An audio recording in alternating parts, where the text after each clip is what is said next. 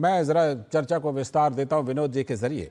विनोद जी, ये संभल का जो बवाल है, इससे सवाल तो कई उठ रहे हैं और ये सवाल संभल की संसद से संभल की सड़कों से लेकर के और देश की संसद तक उठ रहे हैं। लेकिन आपको ये लग रहा है कि कहीं ना कहीं सवाल उठा करके भी सवालों से बचने की कोशिश हो रही है, सवालों को ढकने की भी कोशिश हो रही है क्या?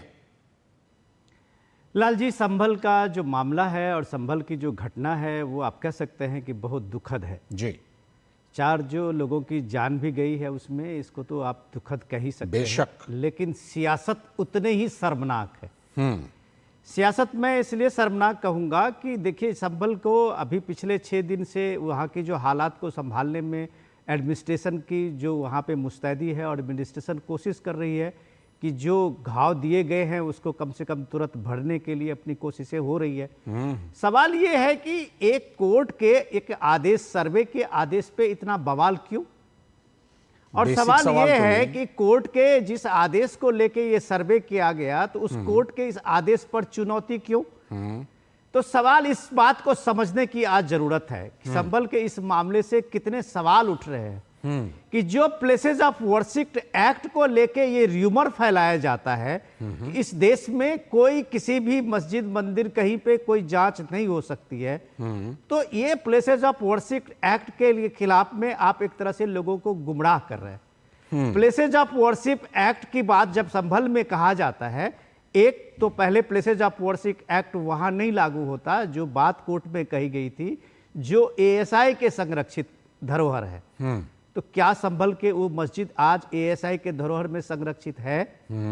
अगर वो नहीं है, अगर है तो आप ये 1991 का हवाला देके आप चाहते हैं इस देश के बहुसंख्यक और उसकी आस्था और उससे जुड़े हुए जो मामले हैं उसको आप एकदम चुप करा दें। अखिलेश यादव कहते हैं कि जब आप खुदाई की बात करते हो तो भाईचारा किससे खुदाई हो रही है, यहाँ देश की गंगा जमुनी तहजीब जो है लूट रही है। तो 500 साल इस राम मंदिर के आप एक रामलला विराजमान के मंदिर में इंतजार नहीं करना पड़ता।